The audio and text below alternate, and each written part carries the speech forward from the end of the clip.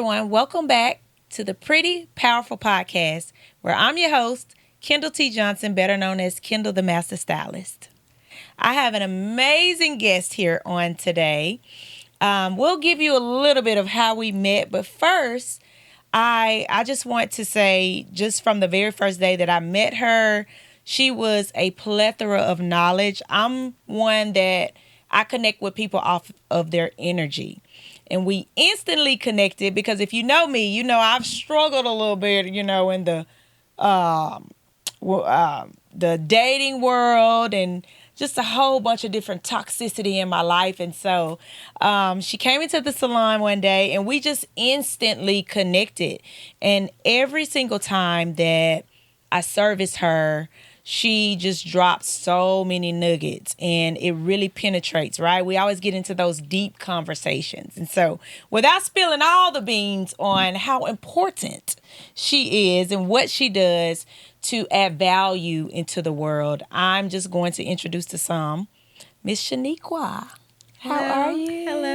Hello. Thank you so much for coming. I'm excited about this segment. As you should be, because I'm only doing this for you.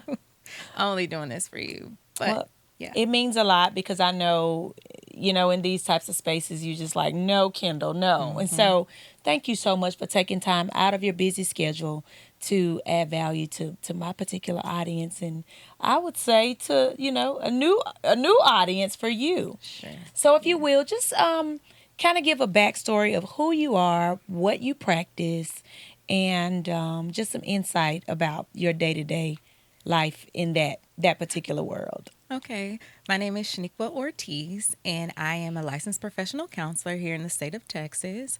And I have been in the industry for over 20 years, particularly doing private practice counseling for about 12 years. And what led me to this place? Oh, goodness. Let me go all the way back. So I would say that my grandmother was the first social worker who wasn't a social worker that I met. And so a lot of the things that I do professionally was actually instilled in me as a child, in just honoring people and how we serve others. I mean, whether that's through church or just through the community. And so that was probably my first introduction, I would say, to this beautiful field of social services. And then, of course, as I continue to learn more, I got my undergrad from Texas Women's University in social work with a minor of sociology. And then I pursued my master's in professional counseling. And that's where I got licensed after all the years of school and internships and all the things that the state makes you do in order to become licensed. And so that's where the educational part started. And then from there, when I say I've pretty much touched every part of our industry at some point in time over the past 20 plus years, I've pretty much touched them all. Wow. So, when I look at you and even when I talk to you, I don't know. I don't see counselor. I see doctor. And I don't know what it is. I always want to say doctor. Just want to refer to you as a doctor. So I don't know what that means for you, but Oh, Kendall. I don't know. But Listen, with you and everybody else, if I'm just being honest, it is my husband has his doctorate, and so he's a clinician as well. So it's very different of our different backgrounds, but they're very similar professionally. And so everybody's always saying that. And the actual program that I wanted to go into a couple of years ago required for you to quit working and go into full-time studies. And at the time with my kids and just where I am professionally, I wasn't willing to make that sacrifice at this point. However, it's not off the table. But it's definitely one of those things where I'm like, do I really want to do that much work? You just, I don't know. When I look at you, you just give doctor, and honestly, in this day and time, I don't know if that's going to require going back to school or if because, some people, they get the name doctor and they ain't been to school at all. But I ain't got that much to donate shit. Because, you know, you can, what is it called? Honorary doctorate. Honorary Yes, doctorate. yes. And with your contribution back to, Yeah, I you mean, know, you just never know. it could, but I have to say my particular area of interest is in neuroscience. And so just with those particular or that particular coursework, I would definitely have to go back. I wouldn't feel comfortable not going back and being able to expand my knowledge base with more professional guidance before I would actually get out and actually practice it. Got So it. I yeah, understand. I understand completely. So, maybe it's time to maybe. consider going back to school. Okay, so I met you. You came, you know, I'm new to the Dallas area. And of course, you were looking to cut your hair and Yes. just do all these things within the beauty industry. And the reason I really, really feel that this opportunity was awarded to me is because my purpose is to bridge the gap between the beauty industry and the importance of really tapping into your inner spiritual awareness, right? And so, if I may just, you know, tell a little bit about my journey mentally and psychologically, you know, I've had, you know, I done wrote the book, been married twice, two failed marriages. You know, my dating thing, my picker, it was just broken. And so when I began to dig a little deeper into why I kept attracting all these crazy people in my life, I'm like, whoa, this is deeper than just, you know, attracting somebody that's toxic. You know, it's deeper than that. I had to learn how to get to the root cause of why I was a part of why I was attracting them, right? And so immediately when I met you, I always know when I become someone's permanent hairdresser for that season, or rather I become their last choice, it's always a deeper purpose as to why people gravitate towards me. So of course we got into some deep conversations, more so around the dating sector and why we psychologically, how that plays a part in who we attract. Absolutely. So how would you, you know, in a time like this, you got social media, you know, you got all these women bosses who, you know, we think we've arrived because we're successful, you know, we got a little money, and, you know, a lot of powerful women have issues with picking the right guy or allowing the right guy to pick you. So why is that? Ooh, that's a loaded question, Kendall. But I think there are different and various factors that contribute to how we select mates, partners, and how we even just get in platonic relationships. And so oftentimes what we find is that while, you know, us ladies, we're taught certain particular things growing up, we have societal influences in regards to what our expectations should be when it comes to relationships. But I also think that we neglect to look at self first. And so we focus our pretty much energy into what is fruitful. And so for a lot of us, that's career. Those are things that come easily and naturally. And so we're able to, you know, focus our energy there, and we actually feel like we're successful. And so we began to sort of move away from things that we don't feel the same level of success in.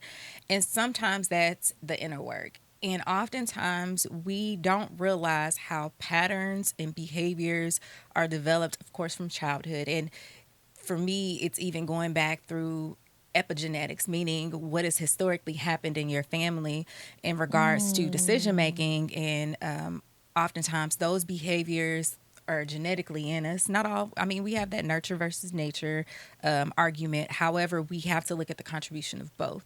And So you said something. Okay. You said epigenetics. Epigenetics. Yes. Genetics.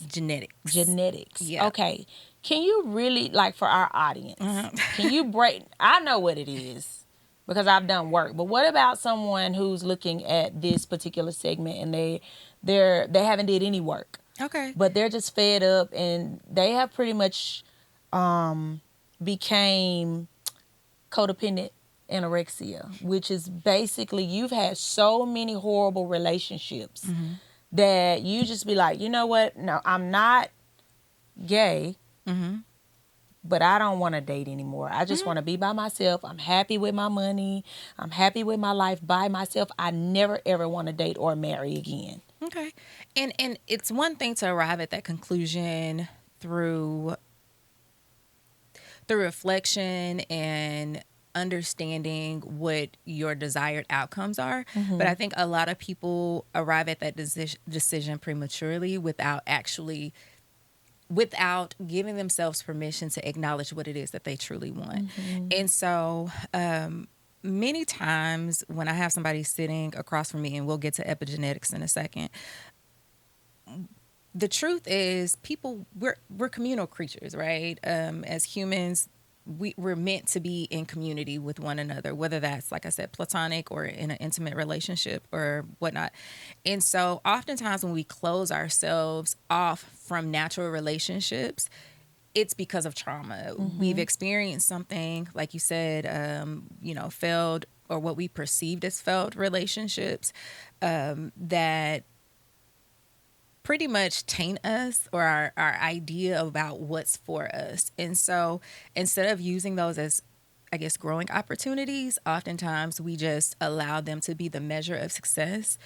And we just say, okay, that's something I can't do or I'm not good at, once again, and redirect that energy somewhere else that we are, quote unquote, good at or good in. And so getting back to some of those patterns that we see, and so I'm going to circle it back to epigenetics, would be, so when you think about genetics and you think about the things that are passed down from mother to child, from grandmother to mother, and back beyond, when we look at the certain patterns that we see, epigenetics basically talks about how that influence comes at from a genetic space, not just a behavioral space. So meaning there's some instances from all of us in ways, I mean, without going too deep, whereas, okay, if you think about it, if you were in your grandmother's womb, right? So meaning once your mom was created,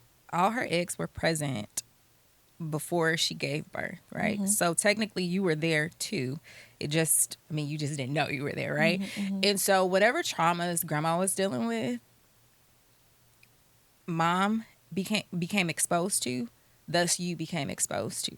And so if the people before us are not doing the work, right, that's where genetically our DNA becomes modified, right? Wow. Our genetics become modified. And so we think that the reason we're making decisions is solely based on our ability to make decisions, not taking into account the influence that comes from the people before us. And so I think that when we truly do the work and we understand some of it that we have to break, and this is where the spiritual side comes in, it's things that were passed down. And so when we hear the term generational curses, this, and so forth, it's more or less thinking about psychologically, what are the things that were passed down as well, and how do we want to break those things? How do we want to define those things in regards to being able to move forward and creating the life that we desire? Absolutely. Instead of, oh, I can't do that, that's off limits because an outcome didn't turn out the way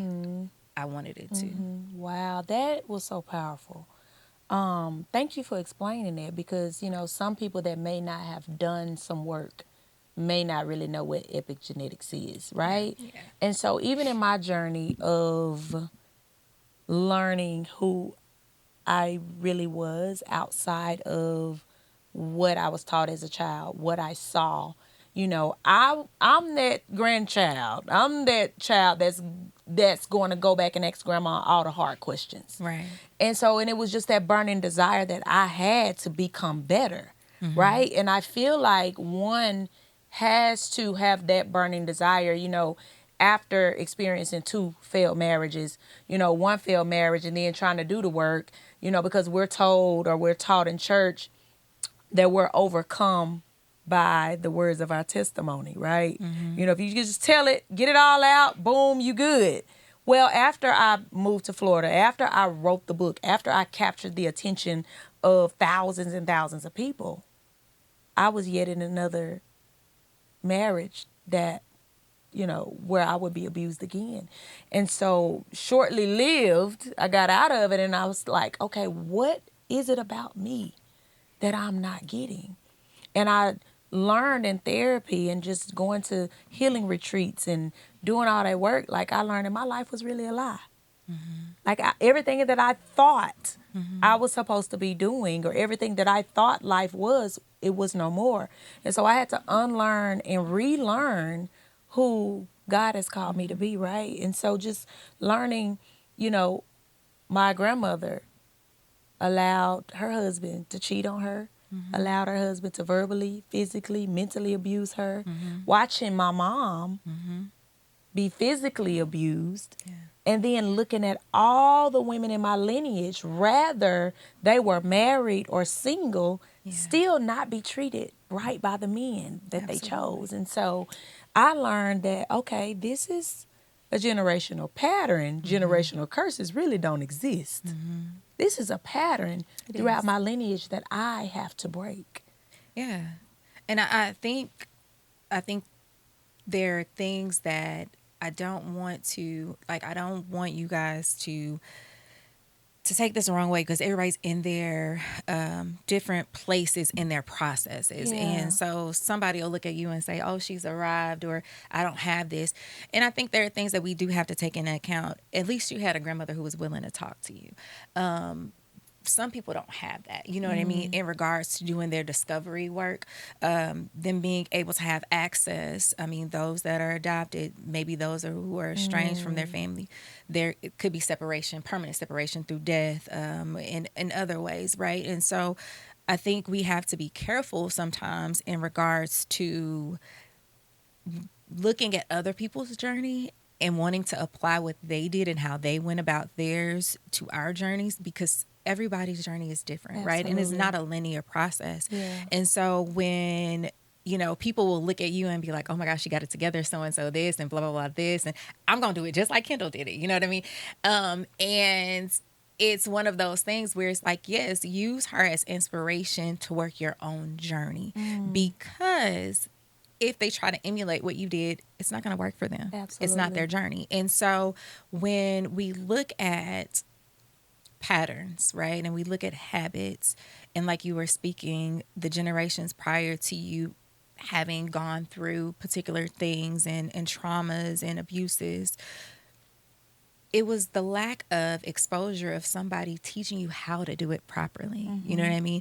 If mom didn't do it properly, and grandma didn't do it properly, and great grandmother didn't do it properly, who was there to teach you how to do it, right? And Exactly. oftentimes we have the responsibility of figuring it out for ourselves. And that's what our elders are supposed to be there for. They're supposed to model and demonstrate so we don't have to make those same mistakes. But oftentimes we don't have those models, especially built into our community, unfortunately. Absolutely. When it particularly comes to love, right? Yeah. We have models about how to be strong, how to be beautiful, we have these blueprints on all the things. But when it comes to loving self and knowing how to accept love, oftentimes that is where we see a disconnect in our community between our young girls and our women, simply because the women don't know how, because they were never taught. Exactly. And so it's one of those situations where I often tell women, like, okay, well, what is it that you want? I ask the question, what is it that you want? What is it that you want in a spouse? When people come to therapy and they're talking about relationships and stuff, and I'm just like, okay, well, what do you want? And that is the craziest question that people have the most trouble answering. You know what I mean? It's like, if I say what you don't want, it's like, da, da, da, da, da, da, da, da. But then if I say, what is it that you do desire, or what is it that you want? Even in couples, marriage, couples therapy, I'll ask the same question. And oftentimes people don't know what it is that they want. They know what it may, quote unquote, looks like, but it's not necessarily, them being able to have a clear cut answer about what it is that they desire. And that's what I want people to start thinking about, instead of thinking about, I mean, yes, I deal with traumas all day long. I deal with relationship issues, people's problems, anxieties, depression. I mean, anything that you think of, I've pretty much touched on it. But I think one of the things that people have a really difficult time, navigating, especially in relationships, is one, thinking about what it is that you want in your own, for yourself, for your relationship, but then also being okay with that, Yeah. because it doesn't have to meet other people's standards. Right. One of the things that you said, and this has been something I've been preaching a lot lately, just how we define, like you mentioned, you had 2 failed marriages. And from my perspective, I don't see them as failure. We measure, especially when it comes to our society and the Black community, and this, if you ain't been married for 30, 40 years, or you not dead in that obituary saying you were married, right?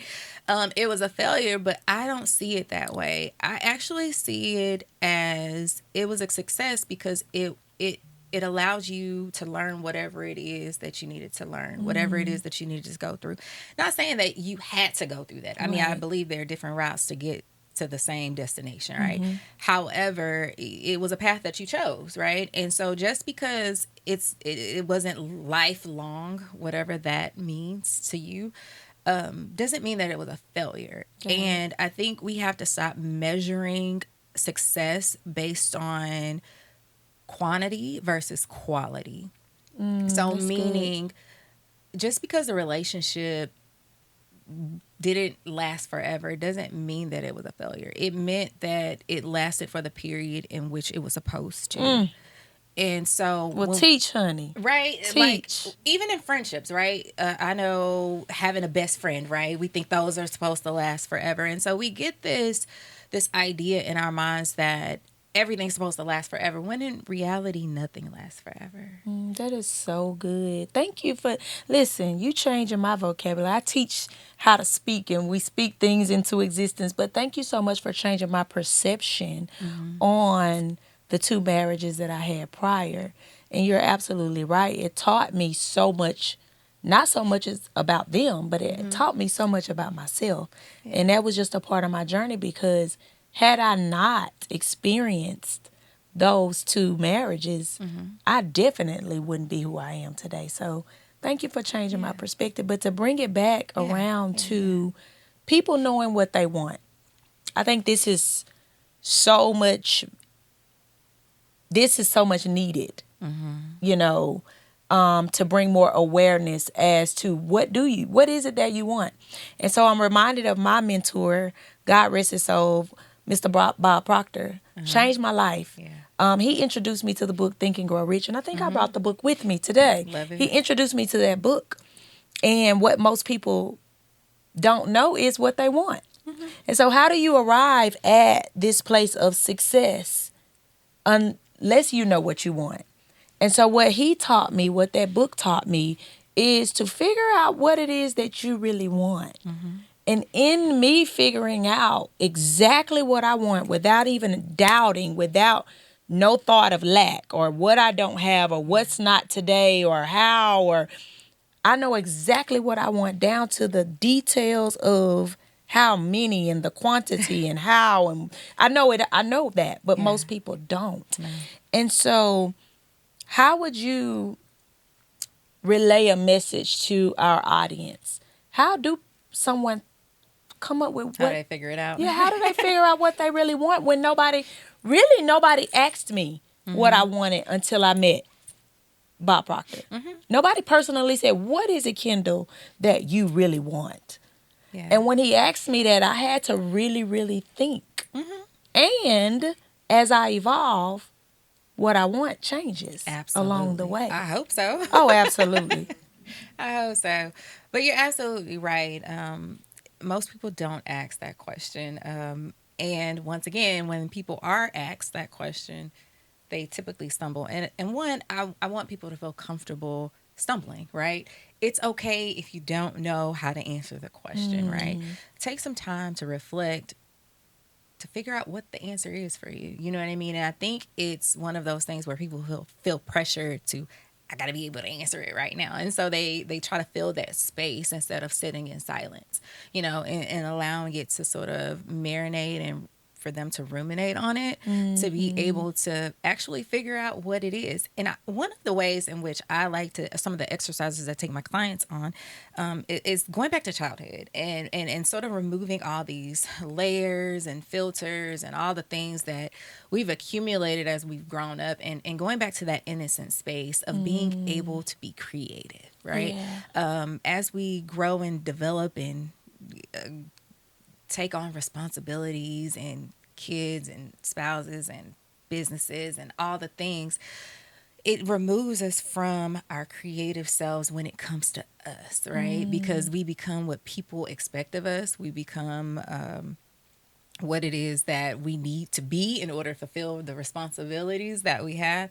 And so we lose touch with some of those, the essence of us, right? And so thinking about what we want or what we desire, I always just like go back to childhood. Like, what you like to play with? You know, what did you see yourself? And just taking them through some exercises to get them into a space where they give themselves permission to actually be free and think about it. Because I think that's the other component, is we get so stuck in our heads, you know what I mean? Like in regards to, well, it should be like this, or we have this idea, we've curated an image in our minds about what success looks like. And I'm like, it's not about success. It's not. I asked you, what do you want? You know what I mean? And so, and looking at that, I think it's saying, okay, get a piece of paper. I love, getting a whiteboard, piece of paper or something, and just throw words out there, make webs, do whatever it is that stimulates you. If you have to go outside and ground yourself, to look at this, get in some sunlight, to figure out what activates you. And then when you begin to think about just some of those very simplistic things that make you smile, then you've given yourself permission to say, okay, so if I could flow in this energy, right? If I can flow in this on this vibration, on this frequency, where would it take me? You know what I mean? And so just looking at that and being able to honor yourself, but giving yourself the freedom to just be, typically you can arrive at that place. I think the problem is when you arrive at that place, people talk themselves out of it. You know what I mean? So it's like, oh, I love to draw. Like, not me personally. I don't love to draw. I can't draw two sticks. But if you were a person who loved to draw and you came to that conclusion, but you remember all the people who said you couldn't draw, right? Or you think about all the bills that need to be paid, or, all the reasons why you can't. That typically leads people down another road. Like I said, multiple routes can get you to the same destination. Some are bumpier than others. And so it's like, but if you stay true to yourself, no matter what the obstacles are as you're taking that journey, whether that's in a relationship, whether that's whatever your desires are, you typically get to the outcome that you desire a little bit faster because you're staying true to you. It's when we get distracted, right? We get distracted with all the things. We get distracted with other people's expectations. I have friends that got law degrees, doctorates, and all the things, and subject matters they hate simply because other people had those expectations and they are also funding it, right? So if parents are saying, this is what I want you to become, that's what they do. But in reality, their desire was to do something else. And so I think it's when we can look ourselves in the mirror and be honest with ourselves about what it is that we want, free of judgment, then we can begin the process of actually standing in that and making moves towards developing whatever that is. And when you said that, the thought came up, most people don't know who they are. Yeah. And most people negate who they are with what they do. Absolutely. It's two totally different people. Two different things. And so I did an exercise with one of my teams, and I asked them, who are you? Ooh, girl. And they couldn't relate who they were, because most of us negate who we are. I'm a mom. I'm a wife. Your roles. And that's not who you are. No. And so to wrap this thing up, what would you tell the audience to leave them with, leave them in a deep thought, to go back and think of, who are you? How do you get around, or how do you relay the message, how to separate what I do and who I be? Yeah, I mean, this is well, thank you, Kendall. Just stay in my brain. I definitely think that that's a question I ask my clients. And when I say it provokes so many tears, simply because like you said, we in American society, we lead with our roles, right? Versus our being. However, if you go to a lot of European countries, they do the opposite. Nobody's asking you what you do for a living. Like, nobody cares. Like, if anything, especially like in Africa, they're going to ask you, who are your people? You know what I mean? Like, they want to know about your lineage more so than what it is that you do. That's a very American type behavior that we lead with our success of whatever it is that we project. But I would definitely say just going and giving yourself the freedom to be able to answer that question by removing judgment. I think oftentimes we're judging ourselves, right? So we're not fully honest with ourselves about being able to answer that question because we think about who we should be versus who we are. And oftentimes because there's a distance between who we think we should be and versus who we are, we're already coming from a judgmental state. Wow. So it's, I don't want to be this, right? Like for me, I didn't want to be a therapist. Oh my gosh, like I wanted to be something that was so much. I wanted to be Oprah when I was little. Thank God I'm not Oprah now. But I wanted, or a police officer, right? And so people were like, you can't do that and all the things. But if I look at the essence of who Shuniqua is, I would definitely say there are aspects in both of those industries that are reflected in what I do now. But I don't want to be a therapist. That is listen to people talk all day, listen to their problems. Woe is me. You know what I mean? Like, right. But it's so different. And I feel like this is ministry. This is, I mean, it was not of me. You know what I mean? It was something that was put in me, that God put in me. And I tried to run from it. When I say I tried to run from it, because that's not what I thought I should be. I wanted to be something that I thought was amazing and beautiful, and you get to just be all the things, right? And so when I ask myself that question and I look at who I am, you know, as a person and things that come naturally, I was like, you a therapist. You are a therapist. You're a social worker. You're a therapist. You are all things social services. And I had to be honest with myself and accept that as that's my calling, right? Yeah. Regardless of whether I liked it, because once again, I glamorize what other people do. I don't glamorize what I do. And I think that's when who I should be versus who I am. When I let go of who I feel like I should be, it began to, okay, I gave myself permission to be who I am. I love it. And so it's just, like I said, being willing to be honest with yourself and also just not being judgmental. I think that's the big part. Once we let go of judgment of ourselves, then we can be whatever it is that we want to be. I love it. So how, if someone sees this and they want to work with you personally to figure that out, how would they get in contact with you? Okay, so my private, I do virtual and I do in office sessions as well. And so you can contact me. I will say this, if you take the number and you decide to use it, text me. Do not call me because you will not get an answer. I'm telling you right now. But you can text me at 214-566-8637. That's 214-566-8637. And you can always email me at sortiz, SORTIZ, at professionalcounseling.us. So that's all one word, professionalcounseling.us. But you can text me. That's direct. I answer those text messages and I can get you scheduled. Well, thank you so much. This has been such a powerful segment. You helped me and I know you helped the audience. Thank y'all again for watching. I will see y'all on the next episode.